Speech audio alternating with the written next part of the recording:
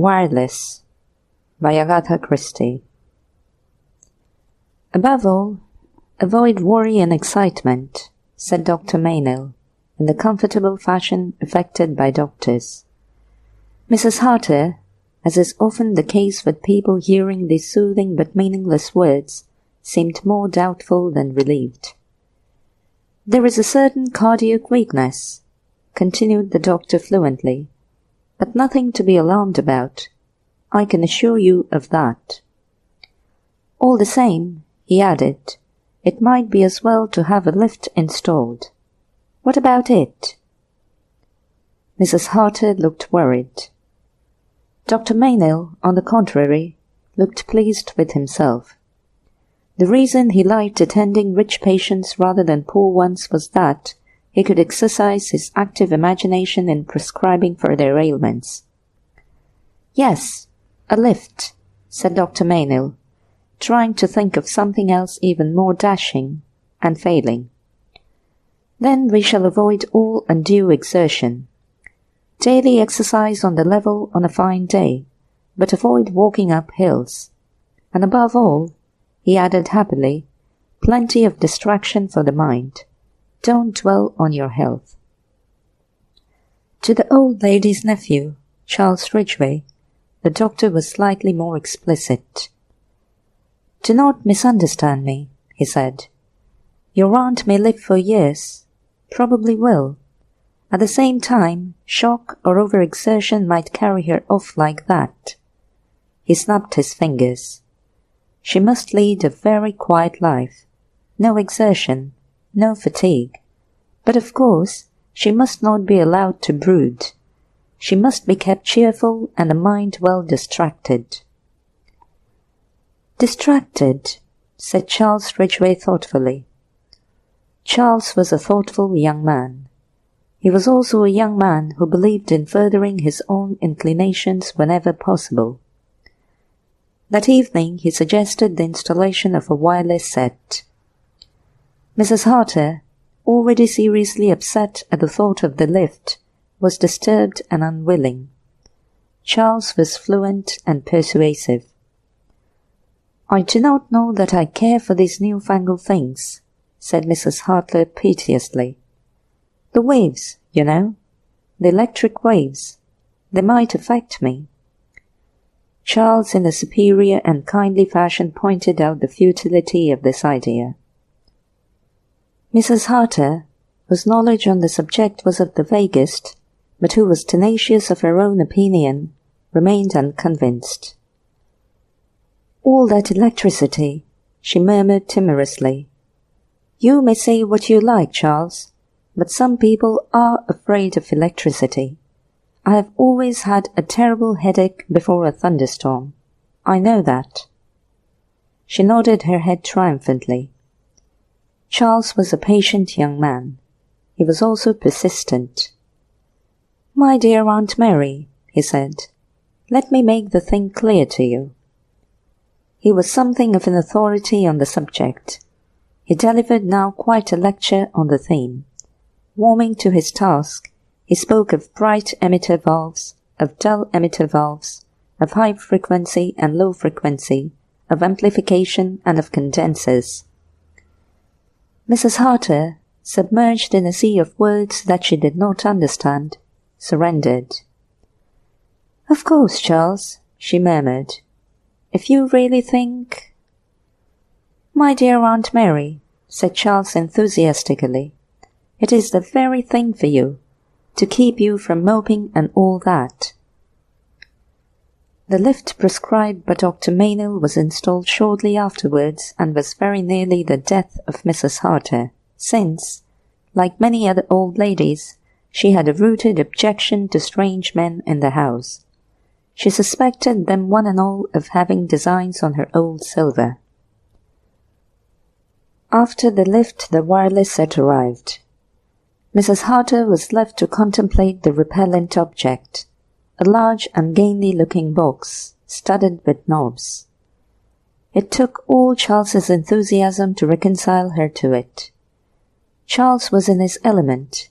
He turned knobs, discoursing eloquently the while. Mrs. Harter sat in her high-backed chair, patient and polite, with a rooted conviction in her own mind that these new-fangled notions were neither more nor less than unmitigated nuisances. "Listen, Aunt Mary, we are on to Berlin. Isn't that splendid? Can you hear that fellow?" "I can't hear anything except a good deal of buzzing and clicking," said Mrs. Harter. Charles continued to twirl knobs. "Brussels," he announced with enthusiasm. "Is it really?" said Mrs. Harter with no more than a trace of interest. Charles again turned knobs, and an unearthly howl echoed forth into the room. "Now we seem to be on to the dog's home," said Mrs. Harter, who was an old lady with a certain amount of spirit. "You will have your joke, won't you, Aunt Mary? Very good, that," said Charles. Mrs. Harter could not help smiling at him. She was very fond of Charles. For some years, a niece, Miriam Harter, had lived with her. She had intended to make the girl her heiress, but Miriam had not been a success. She was impatient and obviously bored by her aunt's society. She was always out, gadding about, as Mrs. Harter called it. In the end, she had entangled herself with a young man of whom her aunt thoroughly disapproved. Miriam had been returned to her mother with a curt note, much as if she had been goods on approval. She had married the young man in question, and Mrs. Harter usually sent her a handkerchief case or a table centre at Christmas. Having found nieces disappointing, Mrs. Harter turned her attention to nephews. Charles, from the first, had been an unqualified success. He was always pleasantly deferential to his aunt, and listened with an appearance of intense interest to the reminiscences of her youth. In this he was a great contrast to Miriam, who had been frankly bored and showed it. Charles was never bored. He was always good-tempered, always gay. He told his aunt many times a day that she was a perfectly marvellous old lady. Highly satisfied with her new acquisition, Mrs. Harter had written to her lawyer with instructions as to the making of a new will. This was sent to her, duly approved by her and signed. And now, even the matter of the wireless, Charles was soon proved to have won fresh laurels. Mrs. Harter, at first antagonistic, became tolerant and finally fascinated.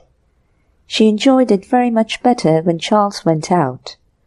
The trouble with Charles was that he could not leave the thing alone. Mrs. Harter would be seated in her chair comfortably, listening to a symphony concert or a lecture on Lucrezia Borgia or pawn life, quite happy and at peace with the world. Not so Charles. The harmony would be shattered by discordant shrieks while he enthusiastically attempted to get foreign stations.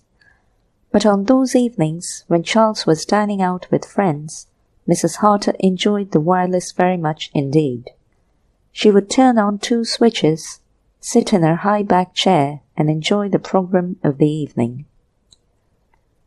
It was about 3 months after the wireless had been installed that the first eerie happening occurred. Charles was absent at a bridge party. The program for that evening was a ballad concert. A well-known soprano was singing Annie Laurie, and in the middle of Annie Laurie a strange thing happened. There was a sudden break. The music ceased for a moment. The buzzing, clicking noise continued, and then that too died away. There was dead silence, and then very faintly a low buzzing sound was heard. Mrs. Harter got the impression, why she did not know, that the machine was tuned into somewhere very far away. And then clearly and distinctly a voice spoke, a man's voice with a faint Irish accent. "Mary? Can you hear me, Mary? It is Patrick speaking. I'm coming for you soon. You'll be ready, won't you, Mary?" Then, almost immediately, The strains of Annie Laurie once more filled the room. Mrs. Harter sat rigid in her chair, her hands clenched on each arm of it. Had she been dreaming? Patrick! Patrick's voice! Patrick's voice in this very room, speaking to her. No, it must be a dream, a hallucination perhaps. She must just have dropped off to sleep for a minute or two. A curious thing to have dreamed, that her dead husband's voice should speak to her over the ether. It frightened her just a little. What were the words he had said? I'm coming for you soon, Mary. You will be ready, won't you? Was it? Could it be a premonition? Cardiac weakness. Her heart. After all, she was getting on in years. It's a warning. That's what it is, said Mrs. Harter, rising slowly and painfully from her chair, and added characteristically, all that money wasted on putting in a lift. She said nothing of her experience to anyone, but for the next day or two she was thoughtful and a little preoccupied. And then came the second occasion. Again she was alone in the room. The wireless, which had been playing an orchestral selection, died away with the same suddenness as before. Again there was silence, the sense of distance, and finally Patrick's voice, not as it had been in life, but a voice rarefied, far away, with a strange unearthly quality. Patrick speaking to you, Mary. I will be coming for you very soon now. Then click, buzz, and the orchestral selection was in full swing again. Mrs. Harter glanced at the clock. No, she had not been asleep this time. Awake and in full possession of her faculties, she had heard Patrick's voice speaking. It was no hallucination, she was sure of that.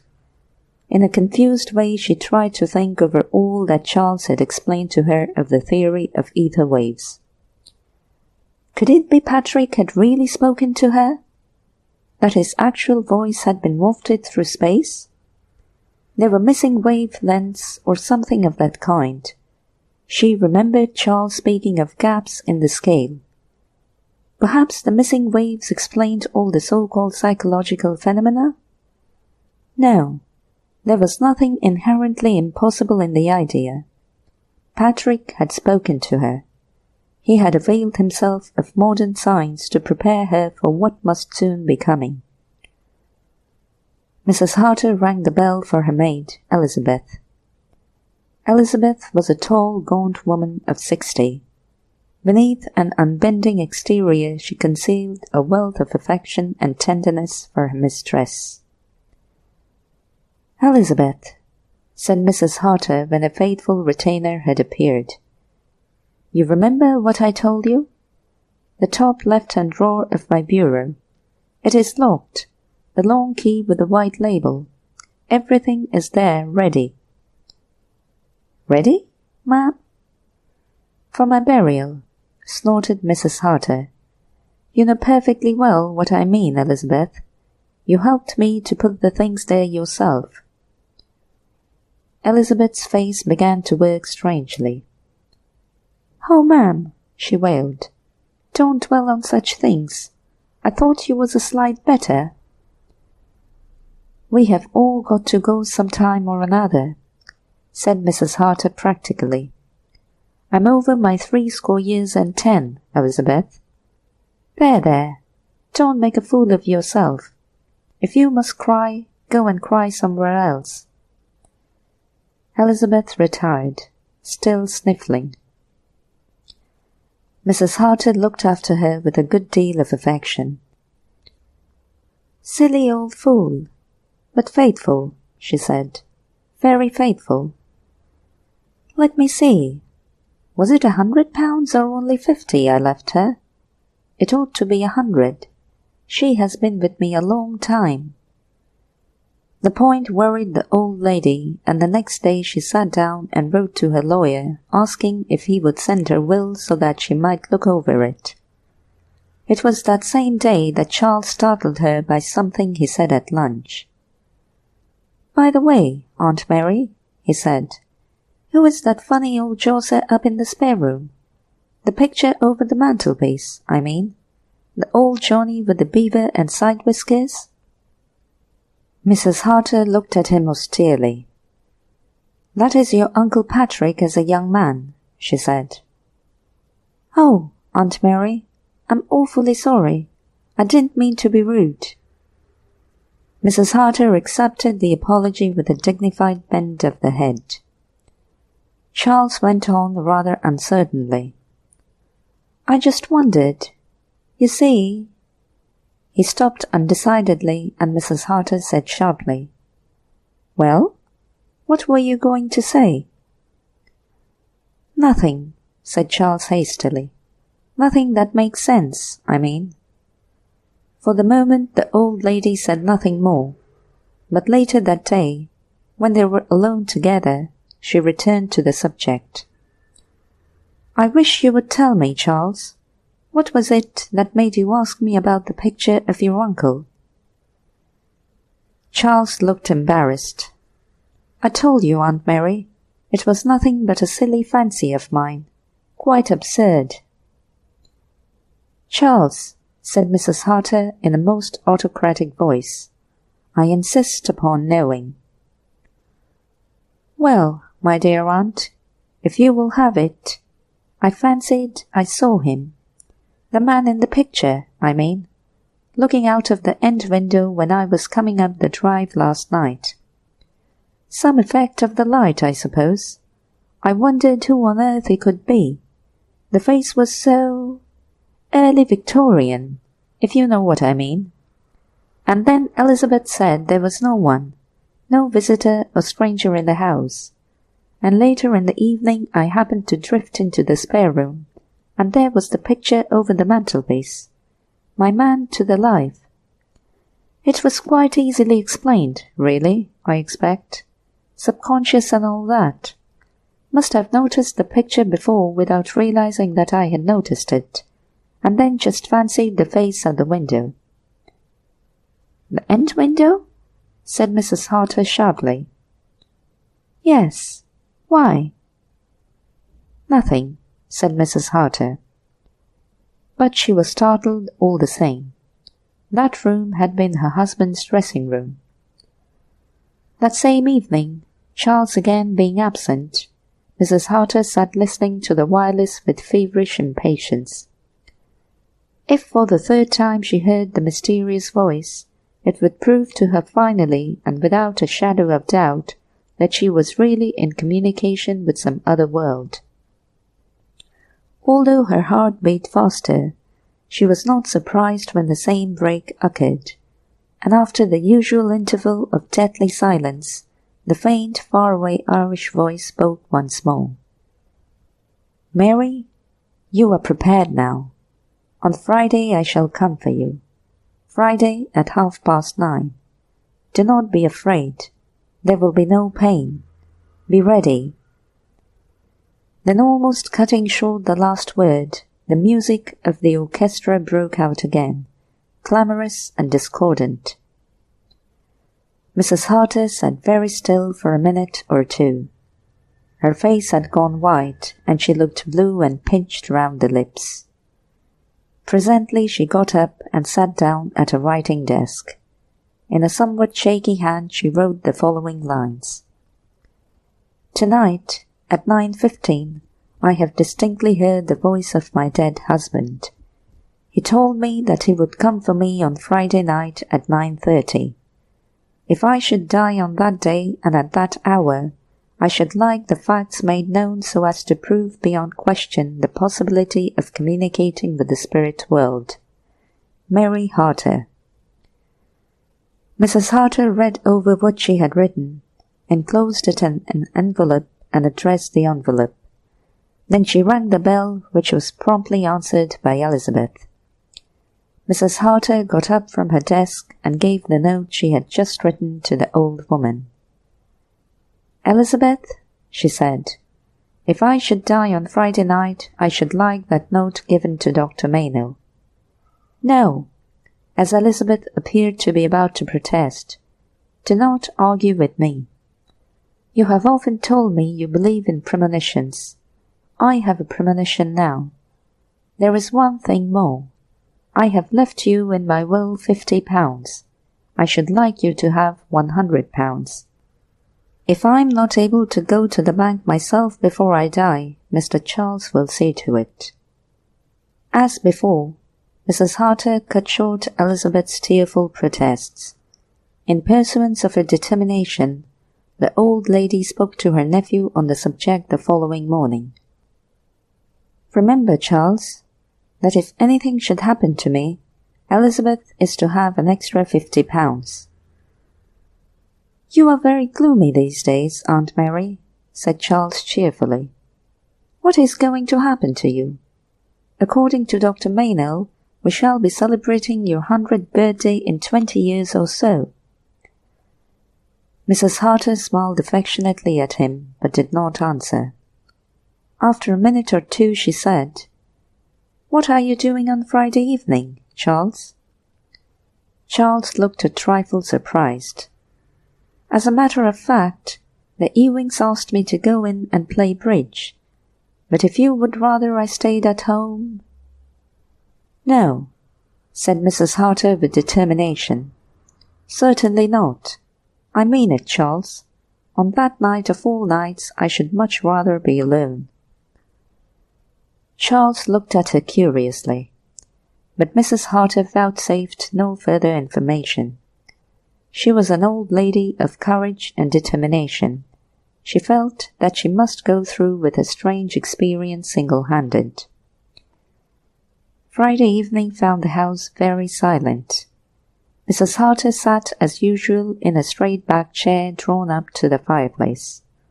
All her preparations were made. That morning she had been to the bank, had drawn out £50 in notes, and had handed them over to Elizabeth despite the latter's tearful protests. She had sorted and arranged all her personal belongings, and had labelled 1 or 2 pieces of jewellery with the names of friends or relations. She had also written out a list of instructions for Charles.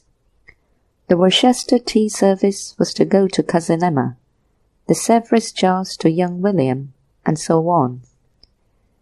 Now she looked at the long envelope she held in her hand and drew from it a folded document. This was a will sent to her by Mr. Hopkinson in accordance with her instructions. She had already read it carefully, but now she looked over it once more to refresh her memory. It was a short, concise document. A bequest of £50 to Elizabeth Marshall in consideration of faithful service. 2 bequests of £500 each to a sister and a first cousin, and the remainder to her beloved nephew Charles Ridgway. Mrs. Harter nodded her head several times. Charles would be a very rich man when she was dead. Well, he had been a dear good boy to her, always kind, always affectionate, and with a merry tongue which never failed to please her. She looked at the clock. 3 minutes to the half-hour. Well, she was ready, and she was calm, quite calm. Although she repeated these last words to herself several times, her heart beat strangely and unevenly. She hardly realized it herself, but she was strung up to a fine point of overwrought nerves. 9:30. The wireless was switched on. What would she hear? A familiar voice announcing the weather forecast, or that far-away voice belonging to a man who had died 25 years before? But she heard neither. Instead, there came a familiar sound, a sound she knew well, but which tonight made her feel as though an icy hand were laid on her heart. A fumbling at the door. It came again, and then a cold blast seemed to sweep through the room. Mrs. Harter had now no doubt what her sensations were. She was afraid. She was more than afraid. She was terrified. And suddenly there came to her the thought, 25 years is a long time. Patrick is a stranger to me now. Terror. That was what was invading her. A soft step outside the door. A soft, halting footstep. Then the door swung silently open. Mrs. Harter staggered to her feet, swaying slightly from side to side, her eyes fixed on the doorway. Something slipped from her fingers into the grate. She gave a strangled cry which died in her throat. In the dim light of the doorway stood a familiar figure with chestnut beard and whiskers and an old-fashioned Victorian coat. Patrick had come for her. Her heart gave one terrified leap and stood still. She slipped to the ground in a huddled heap. There Elizabeth found her, an hour later. Dr. Maynell was called at once, and Charles Ridgway was hastily recalled from his bridge party. But nothing could be done. Mrs. Harter had gone beyond human aid. It was not until 2 days later that Elizabeth remembered the note given to her by her mistress. Dr. Maynell read it with great interest and showed it to Charles Ridgway. "A very curious coincidence," he said. "It seems clear that your aunt had been having hallucinations about her dead husband's voice. She must have strung herself up to such a point that the excitement was fatal, and when the time actually came she died of the shock." "Autosuggestion?" said Charles. "Something of the sort. I will let you know the result of the autopsy as soon as possible, though I have no doubt of it by myself. In the circumstances, an autopsy was desirable, though purely as a matter of form." Charles nodded comprehendingly. On the preceding night, when the household was in bed, he had removed a certain wire which ran from the back of the wireless cabinet to his bedroom on the floor above. Also, since the evening had been a chilly one, he had asked Elizabeth to light a fire in his room, and in that fire he had burned a chestnut beard and whiskers.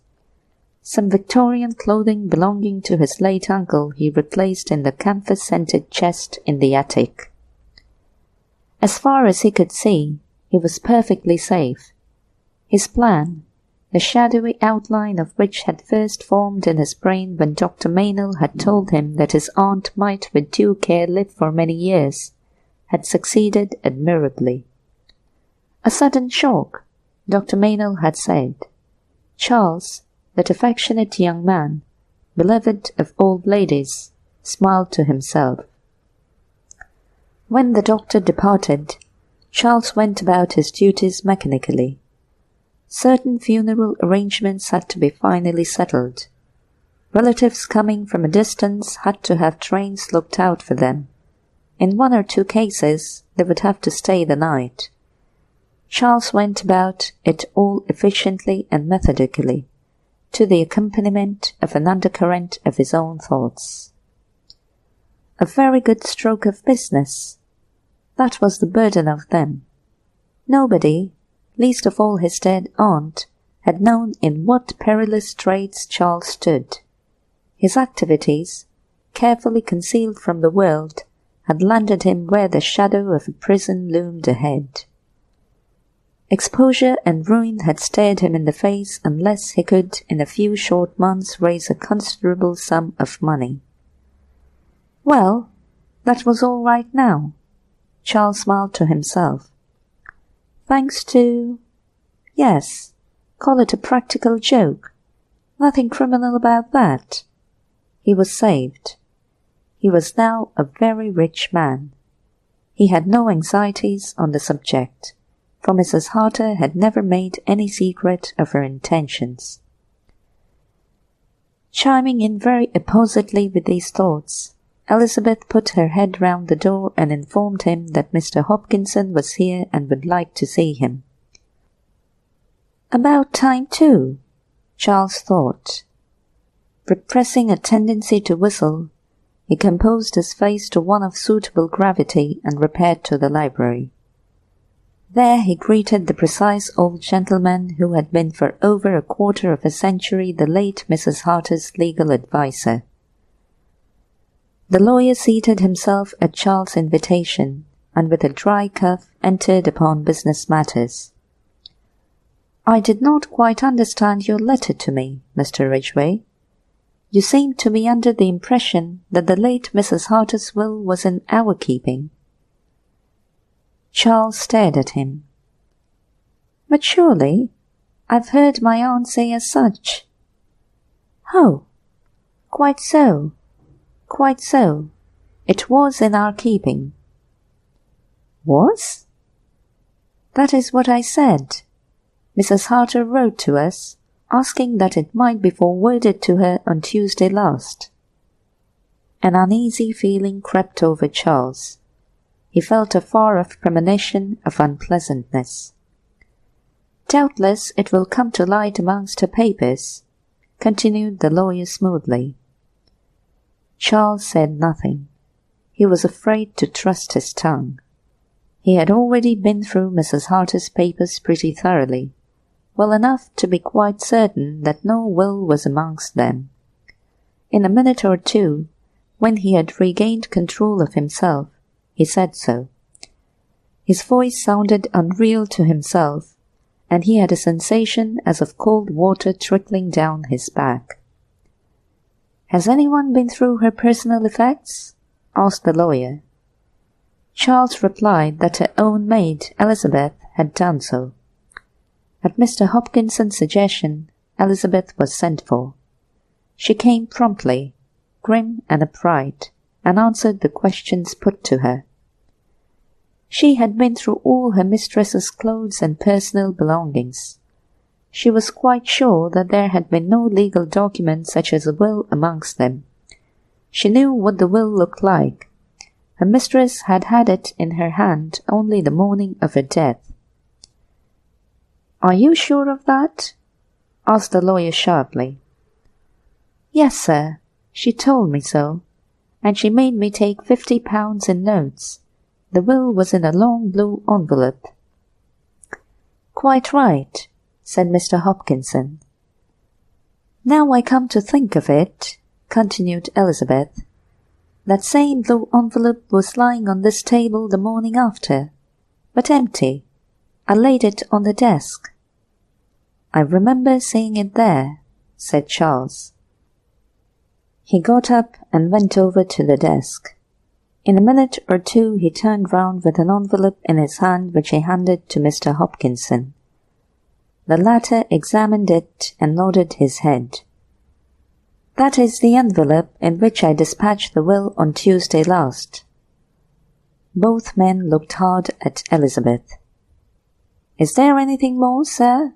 she inquired respectfully. "Not at present, thank you." Elizabeth went towards the door. "1 minute," said the lawyer. "Was there a fire in the grate that evening?" "Yes, sir. There was always a fire." "Thank you. That will do." Elizabeth went out. Charles leaned forward, resting a shaking hand on the table. "What do you think? What are you driving at?" Mr. Hopkinson shook his head.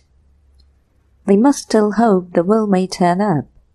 If it does not—" "Well, if it does not?" "I'm afraid there is only one conclusion possible. Your aunt sent for that will in order to destroy it. Not wishing Elizabeth to lose by that, she gave her the amount of the legacy in cash." "But why?" cried Charles wildly. "Why?" Mr. Hopkinson coughed, a dry cough. "You have had no disagreement with your aunt, Mr. Ridgway?" he murmured. Charles gasped. "No, indeed," he cried warmly. "We were on the kindest, most affectionate terms, right up to the end." "Huh," said Mr. Hopkinson, not looking at him. It came to Charles with a shock that the lawyer did not believe him.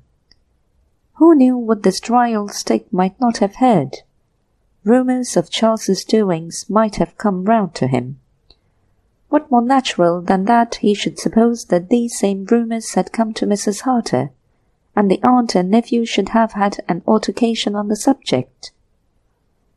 But it wasn't so. Charles knew one of the bitterest moments of his career. His lies had been believed. Now that he spoke the truth, belief was withheld. The irony of it.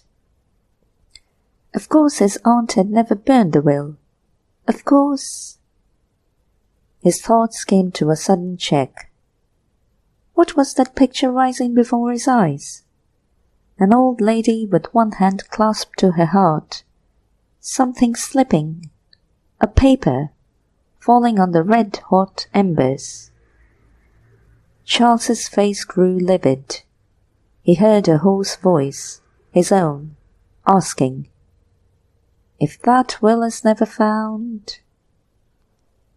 There is a former will of Mrs. Harter still extant, dated September 1920. By it, Mrs. Harter leaves everything to her niece, Miriam Harter, now Miriam Robinson. What was the old fool saying? Miriam? Miriam with a nondescript husband and 4 whining brats? All his cleverness for Miriam? The telephone rang sharply at his elbow. He took up the receiver. It was the doctor's voice, heartily and kindly. "That you, Ridgway? Thought you would like to know. The autopsy has just concluded. Cause of death as I surmised. But as a matter of fact, the cardiac trouble was much more serious than I suspected when she was alive. With the utmost care, she couldn't have lived longer than 2 months at the outside. Thought you would like to know. Might console you more or less." "Excuse me?" said Charles. "Would you mind saying that again?" "She couldn't have lived longer than 2 months," said the doctor in a slightly louder tone. "All things work out for the best, you know, my dear fellow." But Charles had slammed back the receiver on its hook. He was conscious of the lawyer's voice speaking from a long way off. "Dear me, Mr. Ridgway, are you ill?" Damn them all! The smug-faced lawyer, that poisonous old ass Meynell. No hope in front of him, only the shadow of the prison wall. He felt that somebody had been playing with him like a cat with a mouse. Somebody must be laughing. The end.